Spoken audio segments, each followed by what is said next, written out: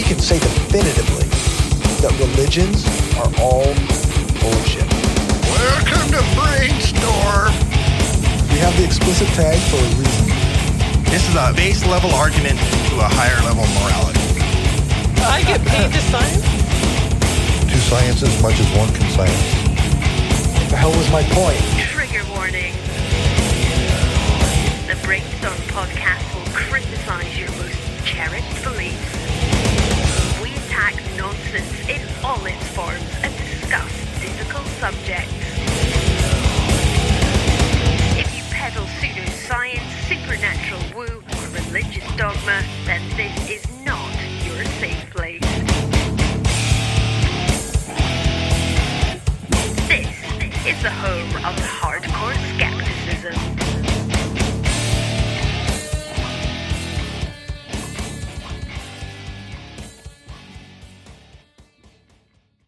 Hi, and welcome to the Brainstorm Podcast Skeptic Studio, where we do interviews, major topics, and news related to skepticism and atheism. I'm Cory, and today I've got a bit of a different episode for you. Normally on the second week of our rotation, we do the Shift to Reason radio, but this time around, I've got another interview/discussion, so instead, it's in the Skeptic Studio. For this interview, I talked to a YouTuber anti-feminist who goes by the name of Morally Grey. Obviously, I disagree with him about a few things, and we kind of get into some of that. I think I learned a little bit about the anti-feminist perspective that I didn't already know, and I'm happy to say that this conversation was not nearly as negative as I thought it would be. Gray uploaded his copy of our chat to his YouTube channel a couple days before this will go to release, so I got a chance to share it with some groups I'm in and get some constructive criticism and feedback, so I'll try to talk about that afterwards. So that's everything leading into the interview. Here's my chat with Gray. Why don't you, I guess, let people know who you are and kind of give what you do, where can people find you kind of stuff? Sure. Okay. Well, my name is Gray. I run a YouTube channel called Morally Grey. I think it's a cute little name. Haha. Over on YouTube, I just hit 10,000 subscribers last month, and I'm still kind of growing up there. So yeah, I tend to do content related around the sort of culture wars that's the social justice, feminism sort of stuff that's been taking place and raging since about 2012. It really sort of picked up. Yeah, that's my sort of general thing that I do. Okay. So I guess you, in our interactions, you kind of identified yourself as an anti-SJW. I wonder if you can maybe expand on that. What is an anti-SJW?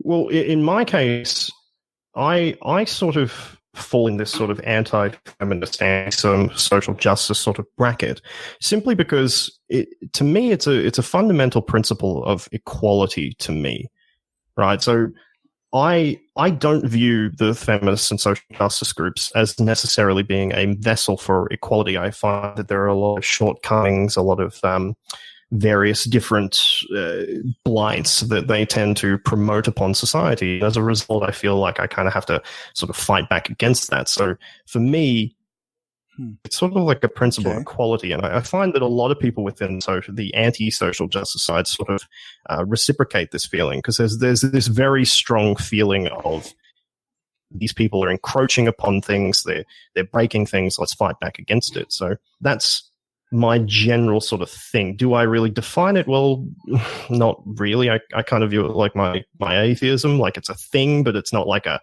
life deciding sort of thing. You know, it's just a political thing. Okay. So. It's interesting.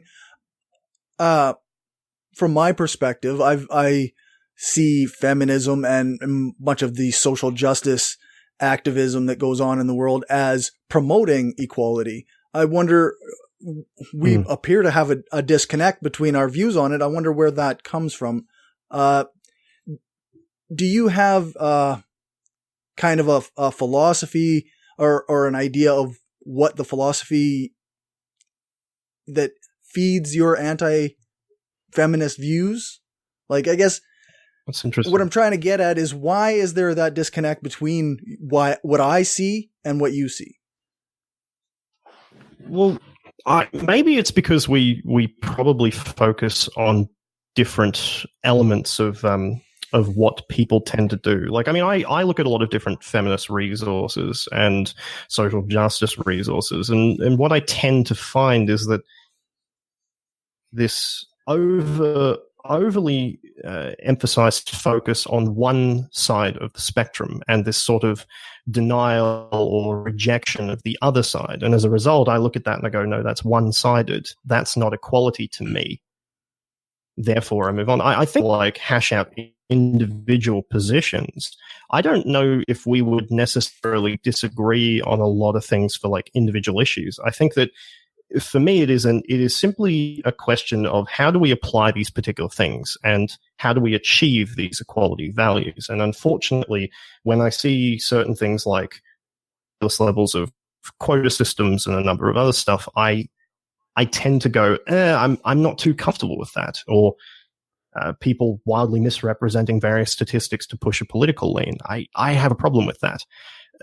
My sort of core philosophy for who I am, I tend to focus on an idea of being true things as possible and removing as many false things as possible. And when I see like this, in order to promote their agendas which don't necessarily equal equality or ignore fundamental realities of things,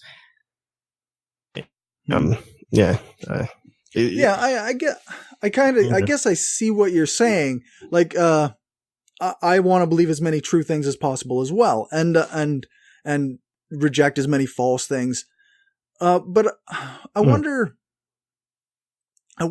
what kind of, say, if you were to give just an example of a statistic that you think has been misrepresented, what would you give as an example of that?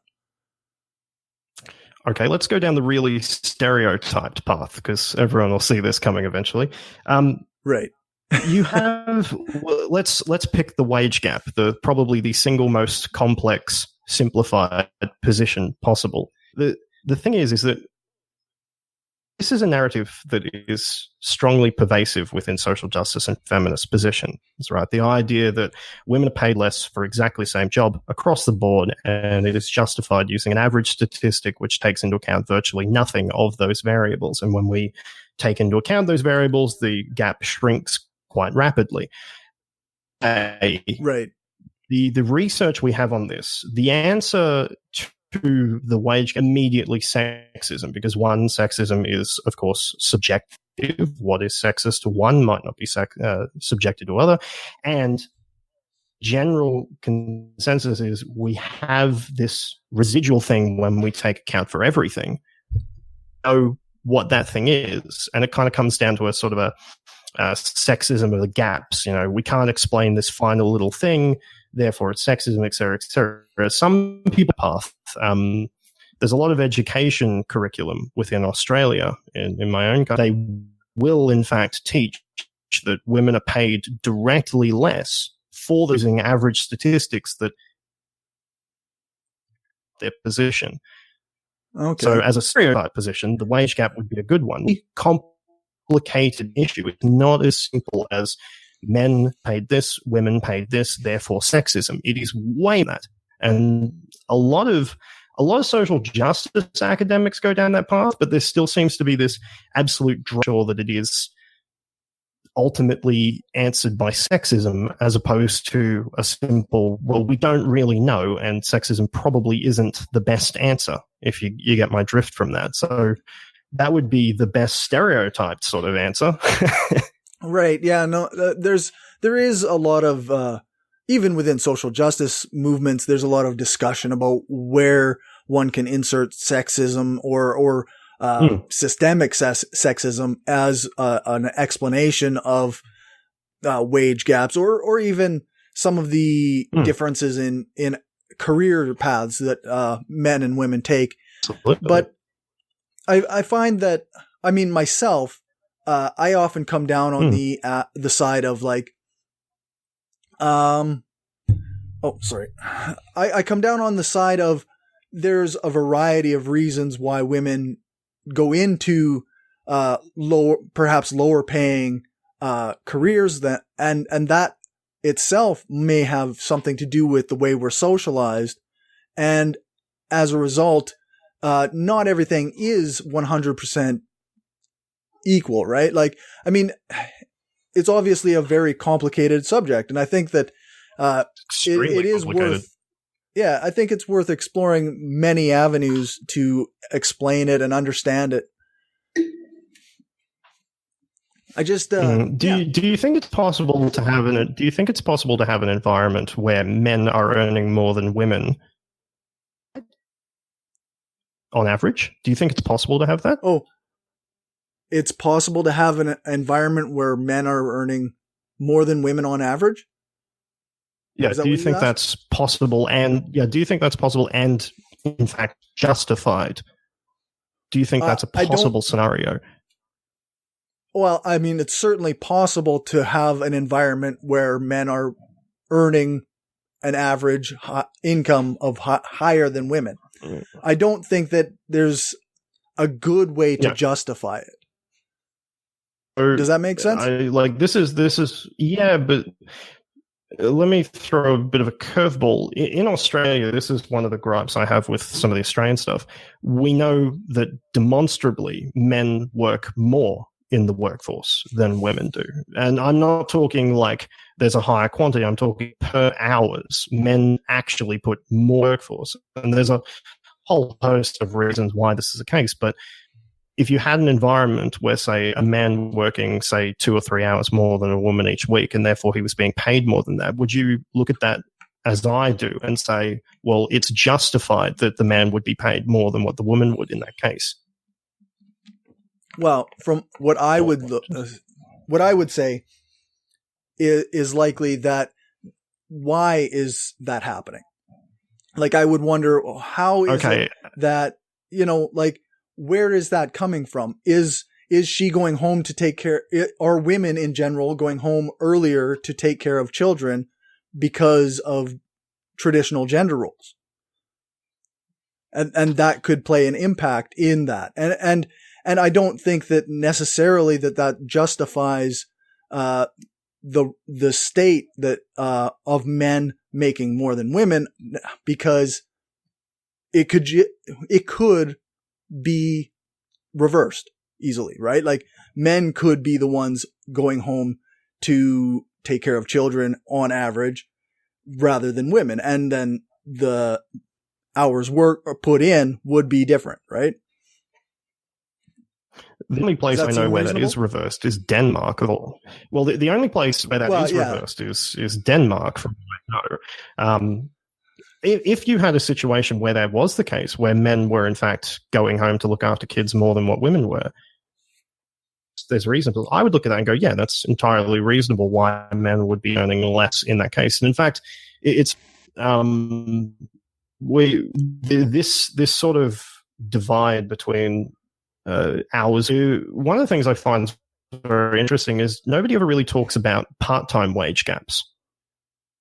And like in Australia, because again, I'm here in Australia, in our part-time wage gap, it fluctuates quite wildly between women having more power, more earnings than men, and men having and again, there's more women in the part-time workforce, women put more work into the part-time workforce, et cetera, et cetera. Right. So that's a big factor. And from like work is because from the research that I've actually looked at this across virtually everything, even feminist resources, the hours worked is like one of the biggest descriptors as to why there is a difference between men and women. Okay. Wouldn't go so like I don't go that far and say this in terms of like, are they going home to look after kids? Because I don't necessarily see that as sexist, which is where we get down to like the subjective nature of this.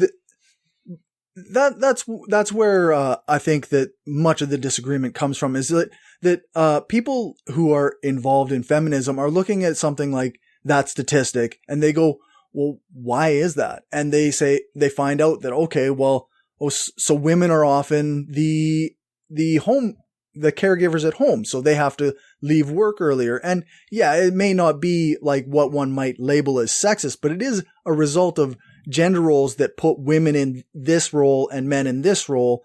and it is in a sense not equal, right? Because different things are expected from the women that results in, in them not being able to make as much money as the men. And I think that you see where I'm coming from? I do see where you're coming from. I know what you're saying. You're sort of going on about that women are sort of shuffled into these brackets and men are shuffled into these brackets. And is that equality? To me, yeah, do we pay attention? Like there are certain things in society such as this. Like this is a really interesting one because eventually biological causes as to why this has take place. Because like we know what's that bloody effect? There's a psychological phenomenon. I can't remember what it is, but the more and more freedom people get, they eventually end up putting themselves more and more into these roles. Hell, that's what it's called. There's a big thing in Finland for a while there, where like they were really going down this radical social justice path, and they were giving people as much freedom as possible. And what they were finding is that people were really these bloody gender prescribed roles. Like I don't view gender roles as unequal in certain senses. Like, I mean, it depends on how you want to do it. Like, if you see that a gender role that women can't work under, well, then I have a bit of a problem with that. But yeah, things I think there is. Sorry, go ahead. But yeah, we're trying to talk over each other. My God. In terms of certain things, when we're talking about, there are degrees of severity to particular things. There are certain things that I'm comfortable with, and there's a lot of other people. And generally speaking, the ones that I'm comfortable with usually have a bit of a biological basis. Like I come from the perspective that men and women are in fact different, and I come from that perspective because I've got a lot of sort of academic lookings into evolutionary psychology and a number of others. Like my background is to look into various different psychology. I'm not a psychologist, but it's my studies. I went to uni for 5 years over this, but cool. Thing is that I come from the women are fundamentally different in this regard. I understand that there are certain different when they are sort of biologically basis. I don't really as like truths that need to be absolutely addressed before others sort of thing. So I add a weighting of preference.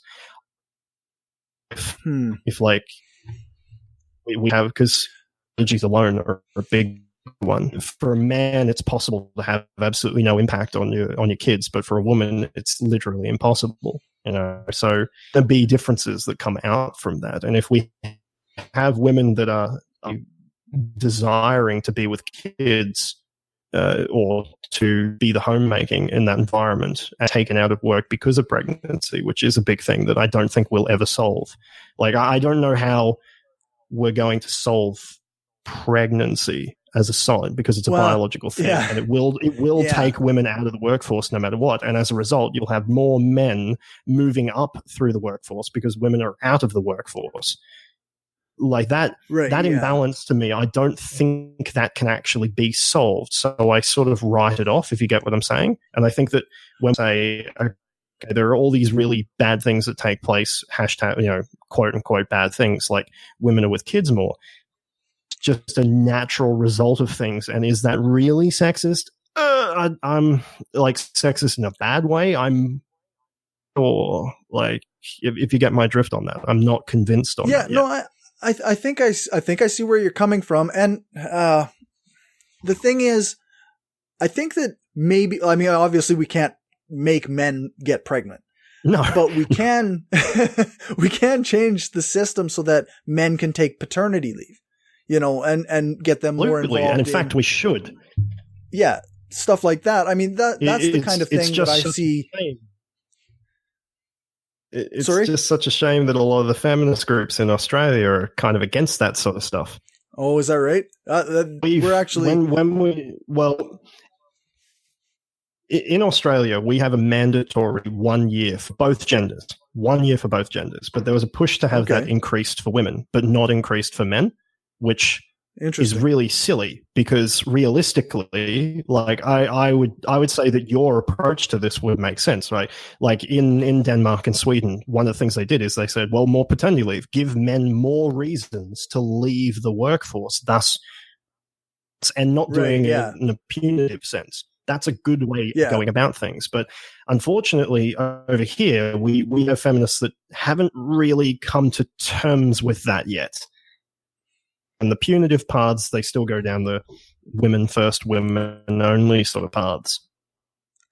Yeah. Yeah, that's interesting. I mean, I can't speak to necessarily what feminist groups in Australia are doing, but from my own, what I've witnessed over here is that a lot of this stuff, like if a particular employer is, say, not supportive of men taking paternity leave, then that's where people will focus. And cause we do have, I think, rules here as well, where everybody gets a year of paternity leave. It might even be 18 months. I can't really remember entirely, but you're in the States, aren't you? I'm actually in Canada. The US, I don't know if they quite have the same rules. Yeah. Yeah, so I was going to say, I'm not aware of the US stuff, but Canada, that sounds a little bit low for Canada because you've got Trudeau. He's a big feminist hero. Well, yeah, there's a lot of discussion about how discord over that is. How performative is his progressivism, because the Liberal Party in Canada is a centrist party. So they often they'll campaign to the left a lot, but so that they can get that build up vote. And then they'll go and they'll govern a lot more right wing, a lot more fiscally conservative stuff like that. And I mean, that might be fine for some people, but for a lot of progressive leftist type people, that's a bit performative. We do have some good left wing parties here. It's just, they can't get enough support because the Liberals appeal to center and center left. So just to give you a little bit on Canadian politics. I consider myself to be a political centrist as well. Like I don't consider myself to be someone who, like, I lean left. Don't get me wrong. I really do lean left. I'm more aligned with left parties than right parties. But generally speaking, the only reason why I consider myself, I'm willing to be like, oi, that's fucking stupid, when it's like a left person versus a right person. Like, I have no filter that says that I'm perfectly allegiant to the left, that I won't west shift, or that I won't cross the bridge if necessary. Like, I don't think that the right wing is permanently out of bad ideas. Sometimes they'll say something that probably makes some sense because they're usually very caution based. So if you're not really willing to move forward so quickly, the right wing's probably going to, voice up about that sort of stuff. Whereas the left is like, screw it, full steam ahead. Yeah. I mean, I'm a leftist, but it's not I don't identify as a leftist because it's the team I'm on, right? Like, I would, if the left suddenly became against equal rights or against socialized medicine, or, if the left was suddenly not in line with my values, then I wouldn't be on the left anymore. But in fact, in Canada, if that's the case,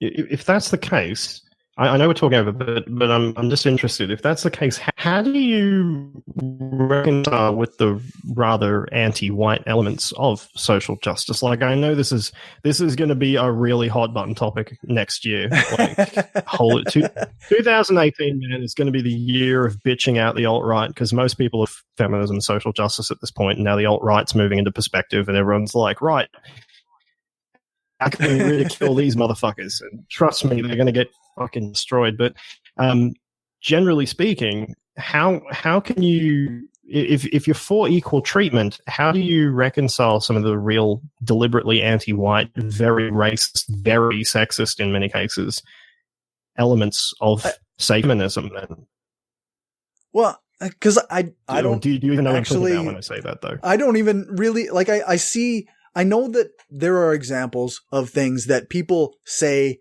"Hey, that's racism against whites, and that's sexism against men."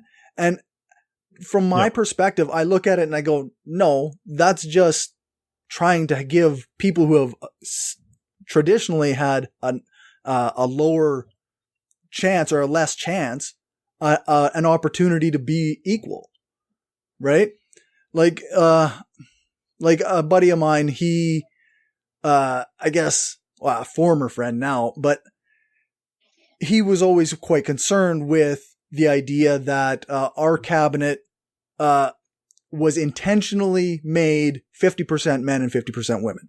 He said, well, what if you're missing out on a better man for that job because you wanted to meet a quota for women? And I think understandable. And I asked that question to a couple of my interviews for the social justice series, and the answer often came back to me, and it was very satisfactory, that assumes that the men are in a more qualified position. Like, the women who got those jobs didn't get it because they're women. They got it because they're qualified. And of course, there's going to be a 50% ratio of men to women because they're just as qualified as men, and there's 50% of the population. So, I mean, I see where that's coming from, but oh man, I don't know if I agree with that logic. But it's again, like it is tough to sometimes get around the initial, hey, wait a second, this could impact me negatively. There's a university down in the US that was being sued because they had, I don't know, a girl felt that she should have got into this university. And she felt that it was anti-white racism that stopped her from getting in. And I mean, I don't know what the court has ultimately decided, but from what I could tell, I mean, she was, you know, a moderately above average student. She was, you know, she was fine, but she wasn't the best. And she got passed over for a person of color who was better than her. And instead it came out as like this. But was there a quota system in place? Well, they don't actually have quota systems. They're actually illegal in the US to have quotas. So it's just a misunderstanding, basically. Which is, I find, much of what's going on here. Like a lot of the cases where people feel like white people have been oppressed or are being racist, prejudiced against. It's not a matter of actual policy that prejudices against them. It's that society is kind of moving towards this, hey, wait a second, that person of color is actually way more qualified than that white person. So let's not stop them because they're of another race. Did that make sense? In the environments. Well, that does make sense in terms of the logic that's put forward. Like, I agree with the idea of, you know, the sort of the microaggression, the myth of meritocracy. Like, I agree with the idea that people should be valued upon their merits, realistically. Your gender, these things should not really come into the these arbitrary things of your existence.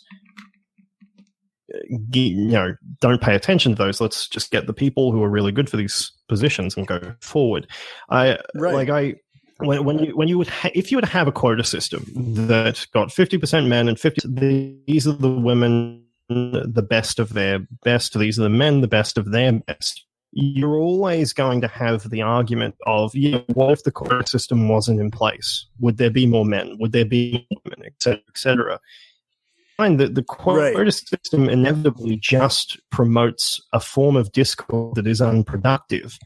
And if it is the case that VR playing field. We are going to know whether or not we are or we aren't if we don't have those systems in place. Like I don't even know if having those systems in place is productive in the long term. That proves that we've solved anything, sort of thing. Aren't we really just putting a sort of a band-aid on something rather than actually solving it with those sort of things? Because if the issue is that people aren't naturally going into these fields, as it is in like so many different environments when we're talking about women in particular, I don't know if we're addressing the core issue. And that by itself, when people recognize that, they go, well, now I feel like I'm completely cheated. Have a demonstrable advantage over me, et cetera, et cetera. Yeah. The trouble is that, I find the trouble is that it's just often been the case that people of color in various countries or environments have been overlooked for certain positions, right?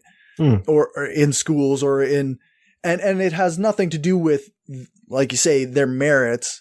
It has more to do with biases and not even that people are overtly racist. It's just that they have these kind of almost internal views that they don't recognize, and they just don't call back the person with the racialized name or the woman's name or what have you. Now you're sort of getting into like the implicit bias research that's out. Implicit bias is a really hit and miss thing, and social justice and feminism in particular, it seems to be something that's been like really embraced, and I that's for a good reason though. Like, implicit bias at its core is horrendously subjective. Like if we take here's a person with a African sounding name, here's a person with a Mexican sounding name, here's a person with a white sounding name, and they pick the white sounding name. From there could in fact be completely other reasons. It could have just been a flip of a coin for all it matters, right? Ascribing to them that what they're doing is because of some form of bias. Yeah, individually, I think you have a point there, individually, but often with these, with the resume studies, it's identical resumes going out to, the same field type businesses. And the only thing they change is the name. It's so consistently, right? Like it's so consistently calling back only, or the majority white sounding names, or quote unquote white names, whatever that might be, names that can't be automatically racialized. And it's just so consistent that at some point you have to say, hey, like something's going on here, right? So, some of them are consistent. There are ones that definitely support the hypothesis that different names provide different results, of course. I've read these ones as well over time. I read a couple of them a few years ago, but generally speaking, though, you've got a bit of a problem from, even if we acknowledge this, now we've got, how the hell are we going to address this? And realistically, you can actually measure for that, because, again, you're right. Group-wise, you can put hit and miss wise. There are some there that people are going down these paths. Okay, fine. And in many research that shows it's geographically based, which isn't surprising at all, realistically, when you think about it. There are different mentalities in different parts of the world. But when you go down this path, okay, so we want to solve this. So how can we solve this without getting down to an individual perspective? And when we're on an individual perspective, the chances for miss shots as opposed to actually hitting something are immense. Like, I don't know if you've ever looked at concepts that attempt to address this, such as the fabled microaggressions, which are pseudoscience to say the least. I don't know how much you've gone down those paths. I don't know how you solve those issues without creating more problems. I don't know about. Sorry. I don't know about microaggressions per se, but with the they did a study where they tried to mitigate the gender bias in orchestras. Sure. I don't know if you heard of that. And what they basically that's interesting. No, I haven't. Yeah, there was apparently a gender bias, and orchestras were predominantly male, and it was incredibly difficult for women to get in to them. But what they did was they made people take off their shoes when they were walking across the stage, and they had like a veil or a curtain where you couldn't even see the person's feet. And when they blinded these auditions this way, then the gender bias disappeared. So often with these kinds of things, like something like a resume study, I mean, it isn't necessarily conclusive in and of itself, but a way to mitigate it might be to install some kind of system where hiring is more blind, right? For some environments, that probably would work. Like if we're talking again, if we stay on the musical industries, in those environments, it doesn't matter. It's how well you play, how you do that. So in those environments, I can see how people would easily get away with doing it. But how can you tackle something like that in sales? Like, that's a very personal position. That's a very, you have to know who the person is. You have to see their demeanor. You have to see how they operate, et cetera, et cetera. Gets much more difficult, and I don't know if it's applicable to everything. Yeah, no, that's probably a fair statement. Like, actually. Yeah, like, it's just, like I say, with the resume studies, often it was not so much that that they didn't meet the people. They just, once the resume, they just didn't get called back, right? Like, so once the callbacks happen. So, I mean, if they blinded the resume section, say, if there was some way to blind that, and then you get your callbacks, and then maybe we find a different way of mitigating a new bias that happens to pop up. Like, I mean, obviously social progress is a work in progress. It's ever evolving the more we learn. And I don't necessarily think that saying like, well, how do we mitigate that means we shouldn't try, right?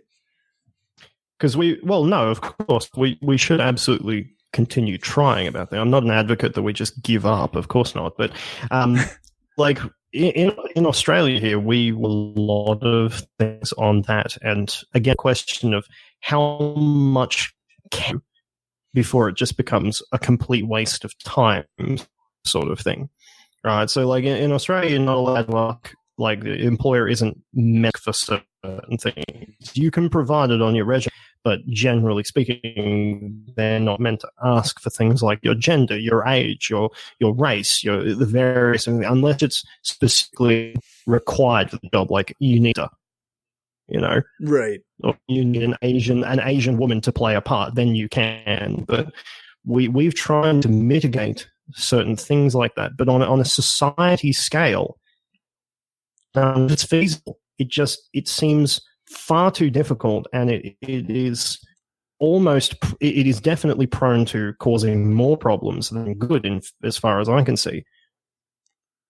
Maybe we should be focusing on other things, sort of stuff, Well, I mean, yeah, I guess I could see what you're saying, but I have trouble saying like, okay, so we've found that this group of people don't get hired at these types of businesses in general, and we're just, gonna leave it, like maybe we don't have to focus on it entirely as a society, but we should, I do still think we should constantly be examining these things. And I mean, I don't know. We should, I feel like I know what you're saying though, because it's from a perspective of frustration. You're sitting there like, oh my God, there's a problem. I need to solve it. I need to solve it now. What can we do to solve it? And I'm sitting here saying, well, I don't know if we can, and even if we could, I think that the expenditure of energy is so absurd that it's probably better suited for other things. Well, but I mean, I'm a white dude, so it's tough for me to tell somebody high five who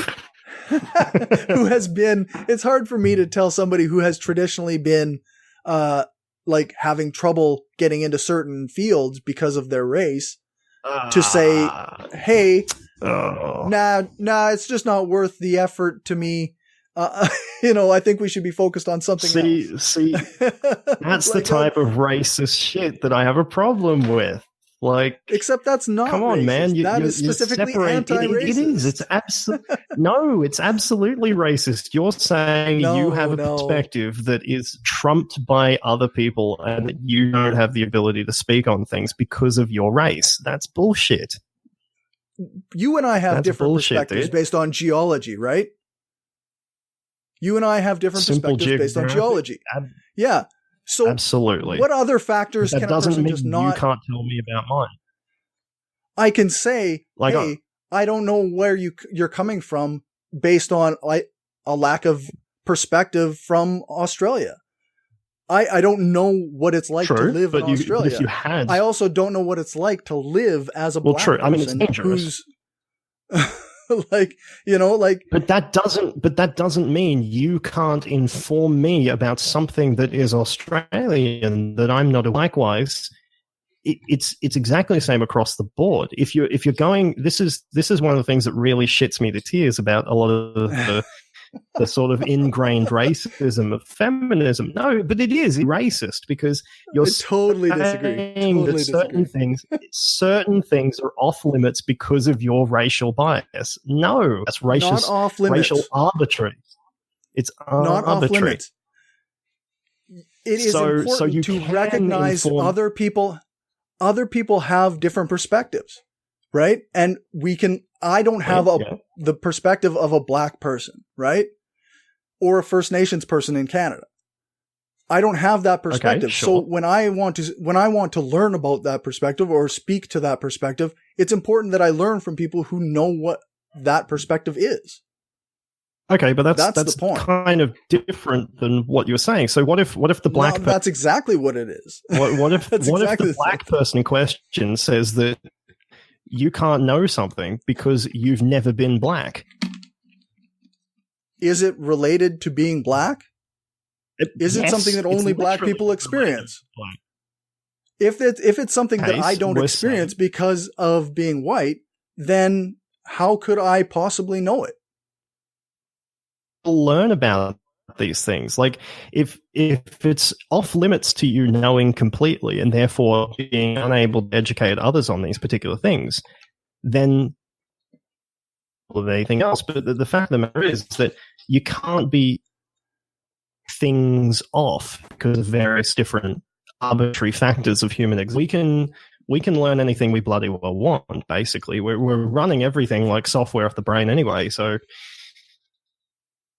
Right, we can't actually experience it, and it's not. I mean, learning about it as though it's facts is one thing, but actually experiencing it is a different thing. So, what are you saying? And it informs, so we can't. Therefore, it informs somebody's life in a different way, and the way they react to things in a different way. So I grew up. Okay, then in that case, go ahead. Okay, no, go ahead. Yep. No, I do want to. God damn, we are so timid. Well, I guess even among my own compatriots on the social justice side, I'm considered the true neutral guy who wants to be as honest and factual as I can, and I want to give everybody a fair shake, and I want to hear everybody's perspective because I know my perspective, and even though you tell me what you think, feel, live through, I can't experience that. And I try to give everybody that chance to express themselves. So, I mean, that's true, though. I don't know if it's true that you can be locked off from particular experiences. I really don't think that's the case. Well, because you can, I don't know. Because if we're talking about biases that people are informing upon others from purely social groups, all you have to do is somehow get yourself to be associated with that social group in the correct ways for you to begin experiencing that thing, whatever that is. Right. So, well, I mean, if that means going out in perfect blackface like a Rachel Dolezal or Dolezal, then, awesome. But you know what I'm saying? Like, I don't think that's locked off to people. And therefore, saying anything along those lines that it may, or implying that it may be locked off in any way, I mean, to me, it just speaks of racism. I don't know, man. Yeah, I can't abide by it. Like, that's where I come to the point of, like, just stand on the opposite side. Look, I cannot possibly know what it's like to be you. It's just where I stand. I disagree. I think you could. But that's because I fundamentally think that if I had the same experiences as you, or if you walked me through your life in a day-to-day, I could at the very least understand your perspective pretty damn well. And if I followed you, everything, like, I think I could get a pretty damn good understanding of your position and say that I've probably experienced a fair amount of it's been there. Maybe it's a third party, maybe, but the fact is, I don't think that's a completely Trump wall of hell. I don't think we can't cross that barrier. Yeah, there is certainly something to what you're saying there, actually, because anthropologists love to do that, right? Like they'll do that Absolutely. With people where they'll just stay with that person and learn as much as they can about them. We talked to a guy on Brainstorm who did that with a woman who had traveled back to her home I can't remember what the country was, but where they do female circumcision, and she went through the performance on her, like, consensually. Jesus. So what? Okay. And so he did this study of her, and it's fascinating, but that's the kind of thing that anthropologists love to do. But I think, I mean, you can learn what their life is like now, but it's still informed to some extent by your own experiences, right? Like, because, well, yes, it is. But, like you said, you're still observing that doesn't it as mean a third. thing locked off to me. Sorry? Well, true in the immediate, but that doesn't mean that it's completely locked off to me, is what I'm saying. And unfortunately, like, you've got to admit, like, you say that you're a sort of a center of your group, right? That there are people within, I guess you could say, your sort of, without lack of better words, your side of the camp, that do go down the paths of, I am a black person, or I am a woman, or I am whatever. So therefore, if you are not anything that you say contradicting my position is breaking my lived experience, and you are wrong by definition. Shit, that is a reality that you have noticed within the feminist groups, even if, do you see that extremist aspect? I think there's more to it than that. Like, I have seen people react in ways that I consider maybe over the top or what have you. But at the same time, often, like, if they're saying, well, you can't speak to my experience, it's often to a person who's actively not listening to them express their experience. So it's not that they're talking to an anthropologist who's lived with them day in and day out and saying, well, you have no idea what my life is like. They're talking to somebody who lives a completely opposite life to them in many ways, and actively refuses to listen to them express themselves. So I see what you're saying. I have experienced. I've seen that take place as well, but I've also seen the inverse, where this sort of walling of ideology in this extent down communications between two different groups, though. It absolutely does. So person saying that, and therefore they are right, and the other person can't possibly understand, therefore, get in line sort of thing. Well, there's something to that where it might not help communication. But at the same time, I feel like we have to kind of listen to what they're saying when they say stuff like that. Not just get defensive and angry that they're being anti-white, say, but that why do they feel that I can't understand their life? What is it that they've gone through that I haven't necessarily experienced? What's going on between us that is stopping communication? I think a lot of this, I mean, you might not like the way is a kind of a defensiveness or a fragility that every time we're told, hey, you don't get what I'm saying, we get defensive and we're like, no, I fucking get what you're saying. Like, how can you say that to me? Like it's true. When we're true, there's a defensiveness, but it's also because people literally do believe that they understand. Well, it could also be an accusation in return. Yeah, like if somebody genuinely believes that they understand, then it seems to me that they're better off to maybe say to themselves, like, maybe I understand one thing, but not everything, or maybe there's, I get it. I do it a lot myself, this defensiveness that happens, but I just sometimes wonder, like, maybe if we just stop being defensive so often whenever we feel like there's an attack on men or an attack on white people, like maybe we just need to listen more. Yeah.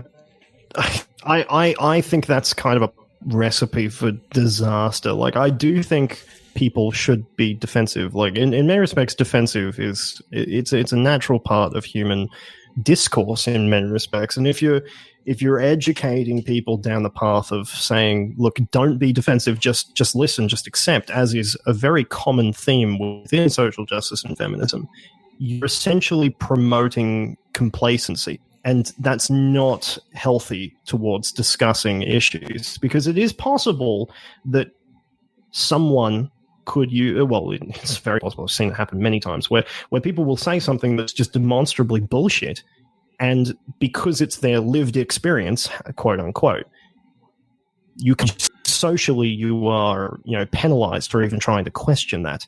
And in many respects, wow.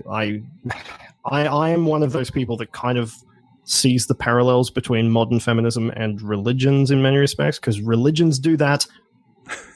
It is pretty much based on social, personal experience.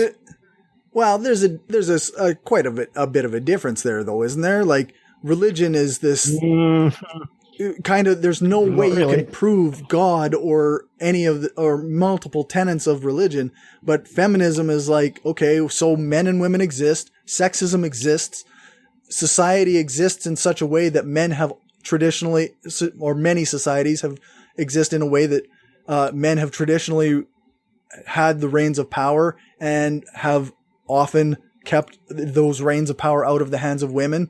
And like, these are things that actually exist. And it seems a far cry from religion to me to say that they don't. Not particularly, because you're talking about, like, when you get down to the ideological aspect, which does encompass all of that, there is an element of a sort of a faith-based aspect to this. Like, for instance, in the closest representation of a deity figure that people have within feminism, you've got a god figure, but you have a patriarchy figure on the feminist side, and it's really funny because from my perspective, and frankly from anyone's perspective that is not, which is something I find very interesting,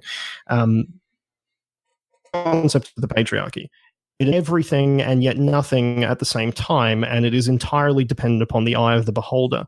And like this is something that you can see quite clearly in hang on, what's a good example? I haven't thought ahead of this, but I'm going on. I know. That's all right. We're both just winging it, right? You interviewed, and why I reached out to you, actually, so you know exactly what I'm talking about. Christy Winters. right? Yes. Like, fuck me. Now that I think about it, God, we've been trying to set this talk up for ages. What has it been since like April? Anyway, God damn it. Well, it's been definitely a couple months anyway. Yeah. Oh my God, I'm so happy we're doing this. But so Christine Winters did a Proofs of Patriarchy series, right? When you take all those together and tally them up, and you look at it as a bigger picture as opposed to just looking as their individual aspects. If you look at the individual aspects, you go, oh yeah, okay, there's something there, there's something there, there's something there. That might be sexist, that might be sexist, cool. But if you take it all in one perspective, you go, my God, she's literally defining everything but yet nothing at the same time. Actually, she's not really defining anything. What the hell is going on here? And this, as far as I can see, explains a lot of these bad results where you even have infighting within feminism as to what is patriarchy and what is not patriarchy. So the closest thing to a deity figure is this notion of societal sexism, because it is, in many respects, quite subjective in how you propose it. There are certain things which are just blatant, obviously, but then there are little things which we hang on to today, such as like the wage gap and stuff like this, that, I mean, it's really hit and miss. And the amount of purchase people put into this stuff is well on the level of a religious figure. People just believe it and run with it and never question it under any circumstances. So, yeah, the closest thing would be this concept of the patriarchy. So, do you accept or reject the concept of the patriarchy? Well, at this present point, I do not believe it has met its burden of proof. So in terms of rejecting it outright and saying it's absolutely inaccurate, no, I don't do that. Because, again, you can find small individual things. The thing that I have a major issue with is how it is utilized. It is utilized in a way that, like I say, it is both everything and yet nothing at the same time, entirely based on the eye of the beholder. So it's the age-old thing of put 10 different people in a room, give them the same question, get them to answer back, and you'll get 10 different answers. And that is unfortunately the case with things like patriarchy. So, okay. It's subjective hyperbole that is mostly an ideology. So I don't agree with it on that principle. So, yeah, it's kind of my same positions with God. Like, I don't outright reject the God that it absolutely doesn't exist. Evidence for a God, but that's not the point. You know, it is on a similar category. Interesting.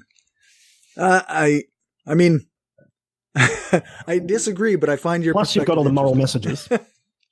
You've got all the moral messages of feminism as well, and religions are mostly, morally constrained. So there's that as well. People run their lives by feminism in many respects, whereas I don't run my life by atheism. You get the idea.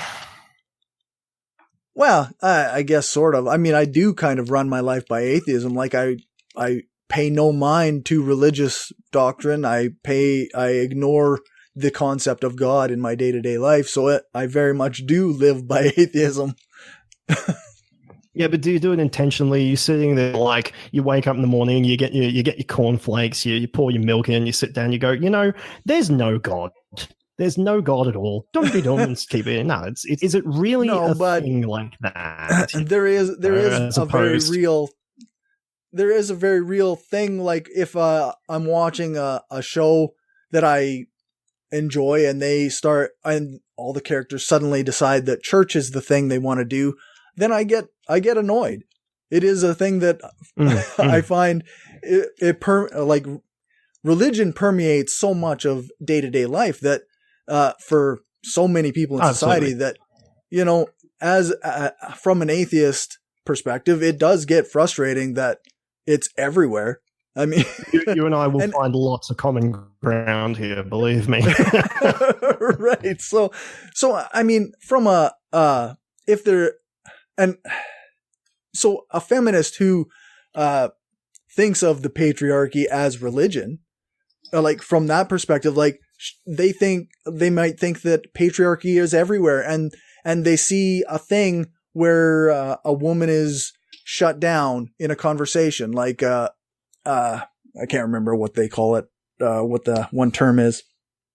mansplaining. Maybe that's it. but so they have a situation that they're seeing, and it frustrates them because it's so pervasive from their perspective that it can get irritating. I kind of think that, patriarchy as a religion maybe has some dynamics to it that, because religion exists. Well, patriarchy as a religion, I don't know if I would phrase it that way. Like patriarchy as a deity figure would be more appropriate, because feminism as a religious entity, that would make a lot more sense, because you've got a lot of moral messages, you've got a lot of tenets, you've got a lot of how to live your life, etc., etc. I think we just see it in opposite ways. That's interesting. Have you noticed how the weapons Sorry, you cut out? Argumentative exactly the same way with feminism. Of the gaps, sexism of the gaps. Have you noticed this yet? I don't think so. You'll have people who will, if there's a religious group, they'll have people who will go, this particular thing I can't explain, therefore it's God. This particular thing I can't explain, therefore it's sexist. I don't think I've seen that. I don't know, man. Okay. I feel like we're just having different experiences in many ways. Perhaps that's probably true. I'd love to bring you over more into my experience. What do you think about, say, for instance, this, as far as I'm concerned, a well-earned baggage over time that feminism is anti-male, right? I do believe that in many respects feminism is anti-male. Now, it's different in Canada, but then again, you've got a lot of institutional power that's probably more. But over here, we have some particularly insidious things that are sort of taking place. Like, for instance, I'm doing a video on this soon, actually, where we have educational curriculums that, despite domestic violence in Australia being equal, where in many respects the lowest number I've seen it get down to is like 1 out of every 3 will be a male, so 2 will be affected by this problem.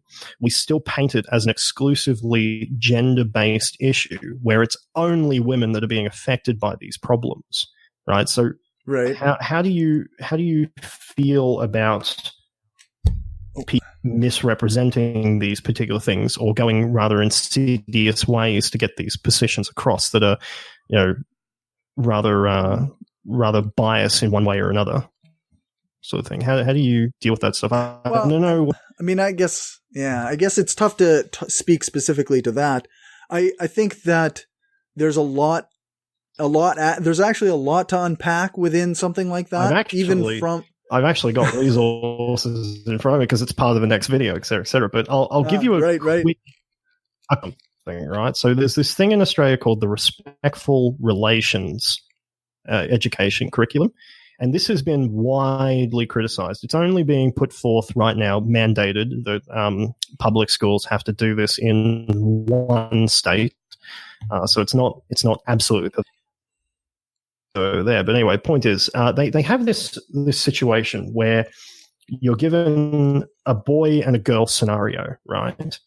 And the scenario is that the girl is into having sex. She's 15, he's 16, a relationship, and she doesn't particularly feel comfortable having sex, etc., etc.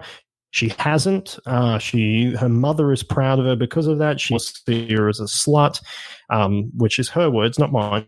And she then gets really distraught over the ideas of seeing seeing the boys on social media talking about all the scandalous things she could get up to with him on his birthday, right?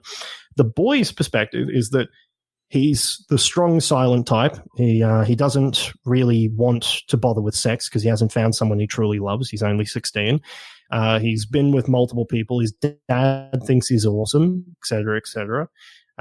It's this sort of, he's somewhat uncomfortable because his friends have all had sex, but he hasn't, therefore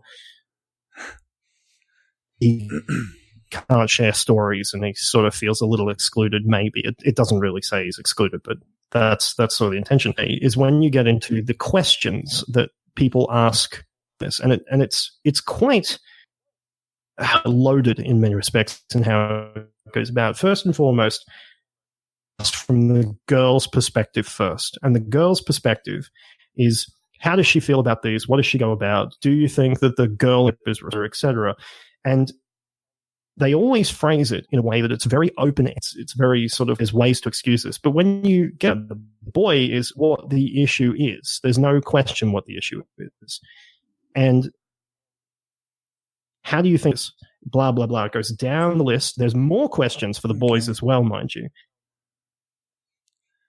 The end, as opposed to the girl, which asks, do you think their relation between them is fine? It asks, do you think his relationship is fine, right? It's specifically weighted in a way that more punitive look on the boy's perspective than there is on the girl's perspective. Weighting that we see across the board of programs, as a perspective to be negative towards men is really quite pervasive over here. And I'm wondering what you think about stuff, the idea that feminism does have this baggage of being anti-male. A good example, because it is very weighted in one direction over the other. How do you think about the baggage? Do you think that's an earned baggage on feminism? I wouldn't blame feminism. I would, because that's a product of many of the ways society already views these roles, right? Like, well, remember, this is ideological practices. These are born on in many of the sort of stuff when kids say, I didn't realize the world was so sexist until I took these courses, right? These are encouraging people to believe that the world is super, super, super sexist and in a particular direction. Well, yeah. I mean, I don't know. That sounds like a mischaracterization. I mean, yeah. of the situation, it seems like when somebody learns about certain things, like I didn't realize that religion was so pervasive until I learned about it, right? Like it was just, this is just the way the world is. And then I learned about a different perspective. And that's when I noticed some of these other things. So it's not that necessarily feminism is teaching women that men are sexist. It's that people are learning about the way, traditional, traditional gender roles are problematic because men are taught that this is the way they need to behave, and women are taught that this is the way they need to behave, and it just seems like almost a missing of what's intended. Does that make sense? Because I look at this and I see where you're coming from. Like you think that if I'm to understand you correctly, you think that I'm coming from this perspective because I don't have a full set of information, and therefore I'm coming to a different conclusion. If that's correct on how you think.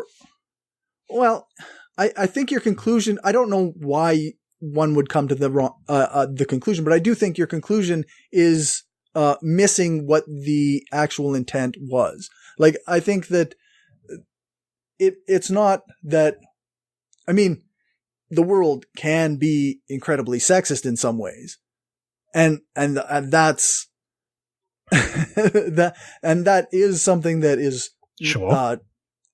People are exposed to seeing that through learning about feminism and gender studies and whatnot. But I don't view it as anti-male. I view it as, these are the roles and these are the issues with those roles. And this is why we might want to learn about and try to subvert those roles in some ways. One of the things that I have a friend, he's on my, That's my really show, interesting. Because yeah, go ahead. Yep, it's interesting. We're talking about the sort of baggage of feminism. Like, there's been this long-standing sort of what was it? The phrase was that feminism treats men like dysfunctional women, and that's I hear a lot of truth in that statement. You know, this idea that men as if broken women, as opposed to treating men like men. Like, do you think between men and women, or do you think it's the differences that we see in socially instructed? Like, are there natural difference in your opinion? Well, I think there's both. Okay. There are natural differences, obviously, but there are definitely differences that are just because society is structured the way it is, and we learn these roles growing up. Like, something that I particularly have taken a very an interest in is toxic masculinity. Yes, I intend on doing a thing on that, actually. I'd like to myself do quite a deep dive into it myself, because even before I knew what toxic masculinity was, I learned about this idea. Like, I noticed this tendency where men are taught that we have to be capable of violence, but never use it unless the situation is exactly right. Even though we are naturally, generally speaking, on average, we are naturally. Unreasonable assumption, though, is it? Yeah, like, well, yeah, it's hard. It's for some men it might be. For like seriously effeminate men, you know, who really did not win the testosterone lottery, of course. For the average man, that is realistically right. Well, but we're taught to be capable of violence, and it's not. It's reinforced in our daily lives. But we are capable, though, aren't we? We do have. But everybody's capable. We do, but that doesn't. I mean, that's than what women generally do, don't we? Unless we're defending children. If we're defending children, then women win by a landslide. If you But I just find it incredibly interesting that we're supposed to hone this tendency for violence, but we're supposed to have it, but let it out only in specific instances. And it seems to me that a lot of that's an issue where we shouldn't really be promoting men growing up and beating each other up as boys will be boys when that's damaging to people. Because it's really funny, because I take a completely different look on that, because the boys being boys thing, like, because I do come from, you know, a very scientific based position that men and women are different, not just physically, like, well, technically everything is physical, but like cognitively we do, because like there's the age old phrase that anything cognitive is actually physical, because you're talking about the brain, etc., etc. Yeah. The differences in that regard, the boys will be boys. Like, I mean, that it is entirely socially constrained. I do think that there is a biological element to that, and in many respects, I think that the biological element actually informs the social element. So it came about because of this. Like, for instance, where you're sort of getting kind of hung up on the idea that we are capable of this natural, but we're instructed to only use it under certain circumstances, etc., etc. But I would say that the only use under certain circumstances is part and parcel because we are working together as a social group, and that's the natural thing of any, like, if you don't instruct people to do that, it's just anarchy. Like everyone's saying everyone's terrible, etc. So to me, that makes a lot of sense. There's a problem. I really think that we rather than encouraging or passing over the people are capable of violence thing as because we're biologically capable of doing violence, that's something that we should maybe examine a little bit more, and maybe we should spend some time wondering why we allow ourselves to be like that way. And like it goes even further to ideas of emotion, because we're also trained to only have a limited range of emotions in some ways. Like I was never really I was never taught that it was okay to be sad growing up. You know, like anger is fine, but sadness isn't okay because that's weak. And that's this idea that this is the kind of teaching that we get. And I know plenty of men who didn't receive that teaching, but some of us did, and it's an issue. And it is more common in society, I think, than yeah, it's funny because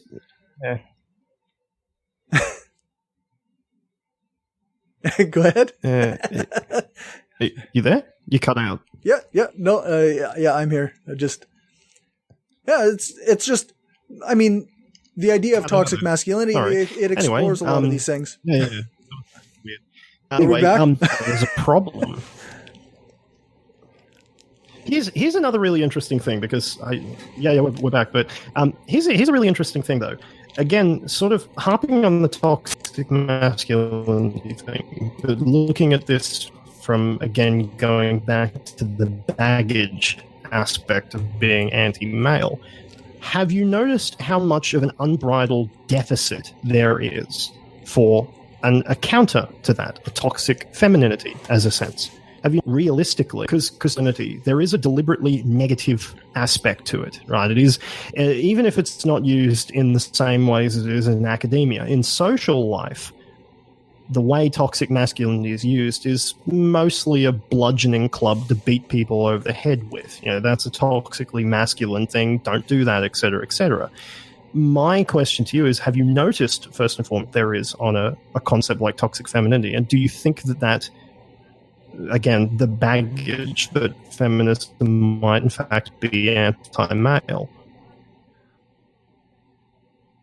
I think you're probably going to disagree with my answer. Hello? Hello? Can you hear me? There's a bit of a break here where we reset the call because there was just too much of a delay.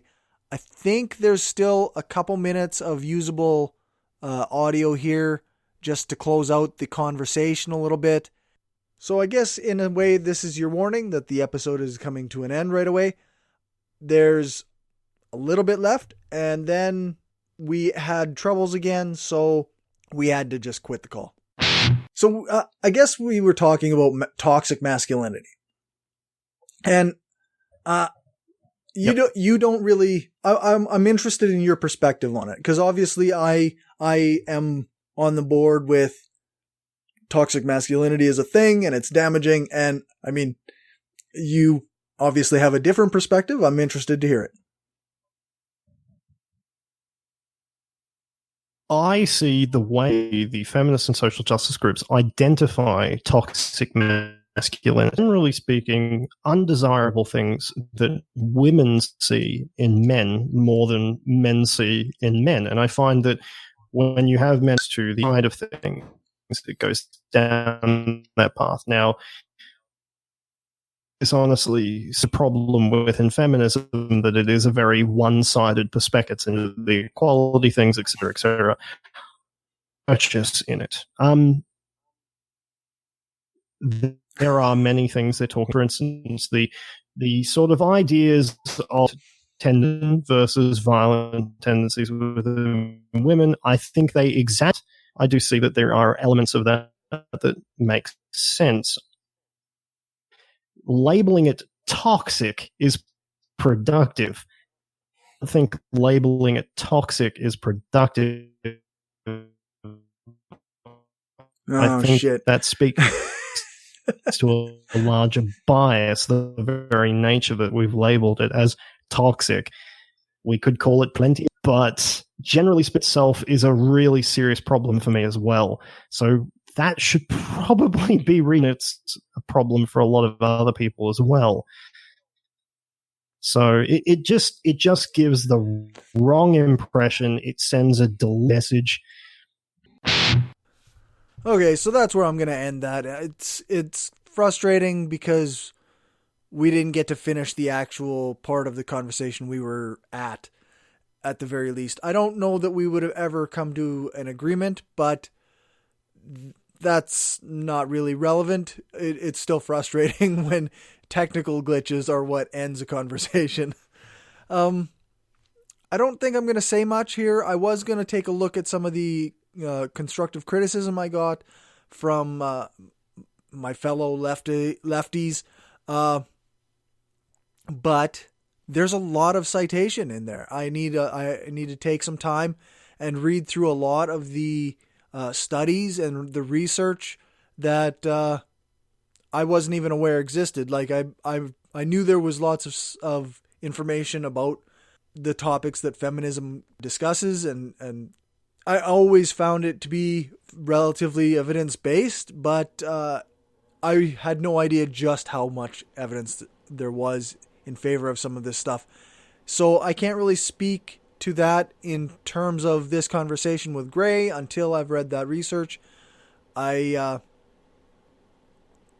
than that, I just want to really thank everybody who, I guess I really want to first thank Gray for talking to me and for posting this on his YouTube channel. He's got a way bigger following than I do. I'm not sure that I'll draw any of his people into my kind of podcast community, but if they do and they're interested in learning some stuff about feminism, maybe we can learn some stuff together. I also want to thank the people in the groups, Donna and HJ and Dave, specifically for the things they said, for the criticism and the kind words.